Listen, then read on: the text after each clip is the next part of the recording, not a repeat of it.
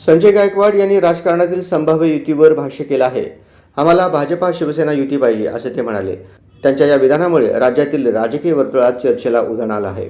गायकवाड यांनी स्पष्ट केलं की या युतीमुळे प्रशासन कार्यक्षम राहील आणि विकास कामांना गती मिळेल. तसेच सामाजिक स्थैर्य टिकवण्यासाठी राजकीय संघटनांमध्ये संतुलन आवश्यक आहे असंही ते म्हणाले. त्यांच्या या विधानामुळे विरोधकांमध्ये शब्दयुद्ध सुरू झालं असून पक्षीय रणनीतीवर अधिक लक्ष देण्याची गरज अधोरेखित झाली आहे. आम्हाला भाजप शिवसेना युती पाहिजे, ती प्रामाणिकपणे झाली पाहिजे.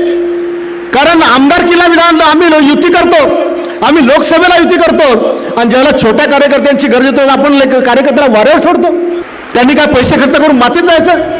आता काय जिल्हा परिषद, पंचायत समिती, नगरपालिका निवडणुका सोप्या राहिल्यात? 1-1, 2-2 कोटी, 3-3 कोटी, काही ठिकाणी तर 100 बोकडे एका जणाकडून.